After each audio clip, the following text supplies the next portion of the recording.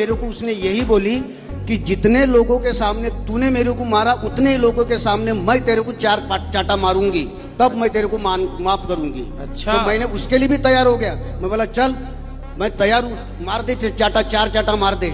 चार चाटा मारा उसने, मैं तो 2 ही मारा था लेकिन उसने 4 मारा। 2 के बदले 4। ये भगवान ऐसी पत्नी दुश्मन को ना मिले। इसीलिए मैं सब छोड़ के आया, मैं सब छोड़ के आया। मैं बोला भगवान की शरण में जाके मरूंगा मगर आपके पैरों के नीचे नहीं मरूंगा। मैं गुरुजी मैं उनसे सब छोड़ दिया, मोह माया छोड़ दिया। ये सब संसार झूठा है गुरुजी, सब झूठा है, सब झूठी माया है, कुछ नहीं रखा। जब तक पैसा है तब तक साथ है, जहाँ पैसा नहीं है साथ छोड़ दिए। सोचिए इतना ज्ञान पत्नी के 4 थप्पड़ खा के आए। जो ज्यादा मीठा होता है, जो ज्यादा मीठा होता है वो अपना नाश कराता है, वो अपना नाश कराता है। देखो तो मीठे गन्ने को, देखो तो मीठे गन्ने को, कोल्हू में पेरा जाता है, कोल्हू में पेरा जाता है। जो ज्यादा सीधा है इस कलयुग में वही परेशान है। इसलिए अति सीधा बनना हो, पैसा मत बांटिए। दुनिया लेके भाग जाती है, आजकल नहीं चुकाता कोई।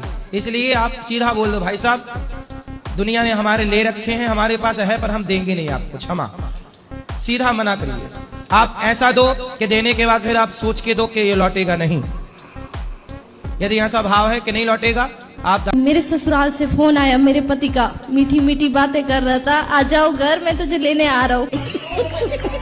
मैंने बोला मारोगे तो नहीं, कि नहीं मारूंगा कसम से। ऐसे बोल बोल के लेके चले गया और दूसरे दिन हमको मारा। रूम लॉक करती है, अंदर बैठो। बाहर किस लिए जा रही हो? और अंदर बैठती हूँ तो क्या अंदर क्यों बैठी हो? बाहर निकलो, घर गस्ती में जाओ, बातें सीखो। हमसे क्या प्रश्न करना है ये बताओ। हमारे घर का रास्ता इस तरफ से किस तरफ से बताओ? बाड़मेर। हाँ तो सीधा वहीं जाओ। पता नहीं ना कहाँ से टिकट लेना है, पता ही नहीं है। पढ़ी लिखी नहीं हो क्या?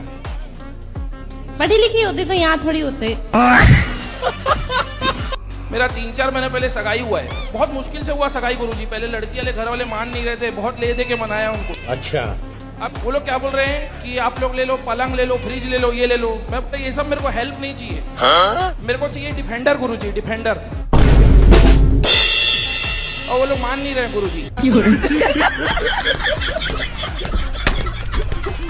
तो आप दहेज मांग रहे हो? नहीं गुरुजी दहेज नहीं, हेल्प मांग रहा हूँ, हेल्प। गुरुजी वापस कर दूंगा। हेल्प गाड़ी की? हाँ सर गुरुजी डिफेंडर। काहे चाहिए डिफेंडर? गुरुजी उसकी उन्हीं की बेटी को तो घुमाऊंगा उसमें गुरुजी। हैं? उन्हीं की बेटी को तो घुमाऊंगा गुरुजी। क्या सोच है रे तेरी, मानना पड़ेगा। उन्हीं की बेटी को उन्हीं की गाड़ी से घुमाओगे तो जी तुम गुरुजी। पति किस बात के कहलाओगे? गुरुजी हेल्प हेल्प। अब लड़की के घर वाले हेल्प नहीं करेगा तो कौन करेगा गुरुजी? सिस्टम पाड़ देंगे। अरे तुम्हारे पिता नहीं हेल्प कर रहे हैं तुम्हारी? नहीं नहीं गुरुजी वो मना कर दिए, बोले नहीं लेके दे पाऊंगा। जब तुम्हारा अपना खुद का बाप सहयोग नहीं कर रहा है, लड़की के बाप से उम्मीद कर रहे हो? सही बात है, सही बात। उम्मीद तो है गुरुजी, उम्मीद है। गुरुजी अगर डिफेंडर नहीं लेके दे पा रहे, कम से कम 5 डोर थार रॉक्स। शादी हुई नहीं और भिखमंगे बन गए, शादी के बाद क्या होगा? गुरुजी खुद दिलवा देते। आप बोल देंगे ना गुरुजी तो I-10 में भी काम चला लूंगा गुरुजी, I-10 में। बिल्कुल शर्म नहीं है तुम्हें गाइस दहेज मांगने में? गुरुजी बार आप दहेज बोल रहे हो, हेल्प है गुरुजी, वो हेल्प है। पूछना था कि कृष्ण भगवान ने इतना शादी क्यों किया हुआ है? You are a good question. Krishna भगवान ने इतना शादी क्यों, कितना शादी किया है? मुझे मालूम नहीं। मालूम नहीं है? अभी मजा आएगा ना भिड़ो। भौमासुर नाम का एक राक्षस था, उसने 16,100 कन्याओं को बंदी बना रखा था, सबको किडनैप कर रखा था। ठीक है समझ गया। तब भगवान श्री कृष्ण ने भौमासुर को मारा और उन कन्याओं से कहा कि जाओ अपने अपने घर। उन कन्याओं ने कहा कि प्रभु अब हमें कोई स्वीकार नहीं करेगा। सही बात है, सही बात। अब आप बताइए कि भगवान ने उन कन्याओं को जिन्हें कोई स्वीकार नहीं कर रहा था, समाज में इग्नोर कर रहे थे, अपमान कर रहे थे, भगवान ने उनसे विवाह करके सही किया कि गलत किया? आप बताओ। बोलना भी हूँ क्या करिए बोल। सही किया। सही किया। तो भगवान को कितने सारे विवाह करना चाहिए था? हाँ। हाँ ठीक है। ये जी मंगल